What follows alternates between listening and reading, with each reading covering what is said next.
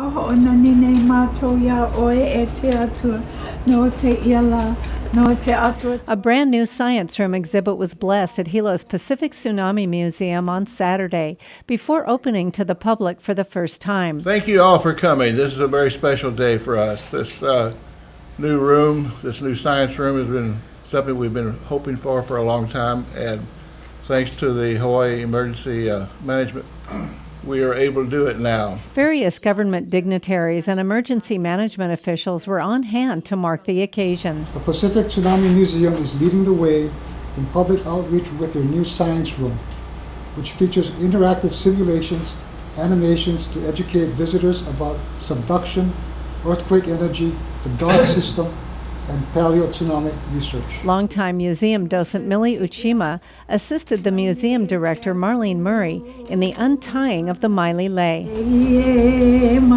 We have a brand new science room, completely refurbished, and it was a 1.5-year project funded by the Hawaii Emergency Management Agency. We've created something very interactive. Science is it's very important to understand the science of tsunamis, but sometimes it's hard to just read about it. So we made it really interactive. There's lots of touch pads in there, and we have this brand new exhibit, the Tsunami Warning Center exhibit, where you can actually, there's a floor map, and you can jump on an area in the world and generate an earthquake.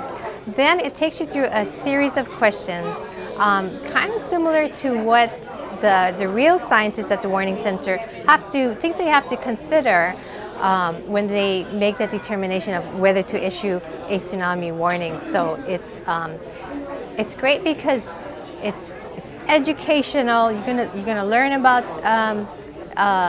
tsunamis, and it's kind of fun. No one should die because of a tsunami because they didn't know one was coming or they didn't know what to do.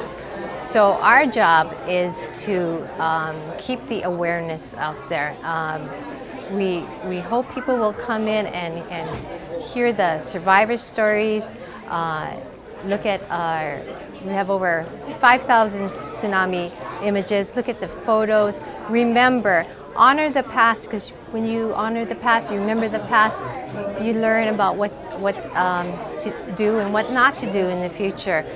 Because as we always say, it's not a matter of if, but when the next tsunami will strike. Today we were celebrating the opening of a new science room. At the same time, celebrating the 70th year for the 1946, April 1st, 1946 tsunami. Now that's 70 years ago, so and April being Tsunami Month, we thought we would do both April 1st 70-year celebration and the new science room. The new science room is awesome. It has the up-to-date information on whatever you need to learn and know about the science, done by all experts. It's a beautiful room. Please do come and visit the museum. My association with the museum started actually with my husband, who was living in Shimachi. Now you all know that Shimachi was the little community that disappeared with the 1946 tsunami. Since Shimachi was between the ocean, the Wailua River, and a canal behind them. They were surrounded by water, and when the tsunami came, the whole Shimachi was wiped out. But many of them were able to be saved because in the middle of Shimachi, believe it or not, there was a Coca-Cola building made of concrete. And so the people, many of them ran to the concrete building and were saved by the Coca-Cola building to this day. It's awesome in the fact that there were so many people who perished, 159 throughout the state. Of that, 98 or so were directly here in Hilo, and many of them right here from Shimachi itself. Shimachi was started about 1900, but by 1946, it was all wiped away from the map. So today, Shimachi is an open Park area. So please come and see it, and you will find King Kamehameha's statue right in the middle of Shimachi today. That's the only thing that you will see there, except a beautiful park. There are people that come from all over the world to visit this museum. It's a unique museum in the fact that it deals with tsunami only, and it does deal with disaster.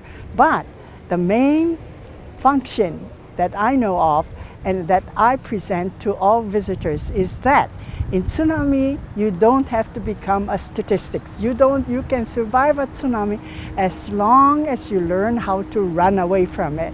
When the ocean, the river, or the lake is acting funny or different than the normal days, don't go to it, run away from it. That's the way you're going to survive. If you go to it, you may become a statistic. I would encourage a lot of the people to come to visit the museum. We have had people from Europe, Africa, Asia, all over the world coming just to visit the Tsunami Museum, because at one time this was the only museum of this kind in the world. But today many of the people from Japan have come to visit our museum and have started their own museum. And also the people in the Southeast Asia in the 2004 day after Christmas tsunami that happened there, well, they did not know what tsunami was like we didn't know in 1946 either. So when the water receded, what did they do? They went to the ocean to pick up fish like we did. But now they know better, and so even they came over to view our tsunami, and our Dr. Walter Dudley went there also to help them organize several museums and a civil defense system for the countries down there. Dr. Gerard Fryer, the senior geophysicist with the Pacific Tsunami Warning Center, was on hand for the event. Now we know that all the systems work. We're very confident that we can model these things well. And as a consequence, the false alarm rate is declining all the time.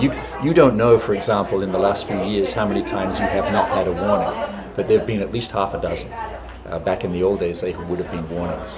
So the system is getting better and better, faster and faster, more and more reliable, and quite frankly, there is no reason why anybody should die in a tsunami. We're that close to getting the problem licked. Sort of like a game, that you actually create an earthquake on the floor. Kevin Richards of the Hawaii Emergency Management Agency was in attendance. Tsunami are his specialty. Well, this is a phenomenal opportunity for us. Realistically, this is the only tsunami museum in the world, and it happens to be in the state of Hawaii. It happens to be aligned with my mission as a tsunami earthquake planner. It's like having a museum that is doing outreach for you.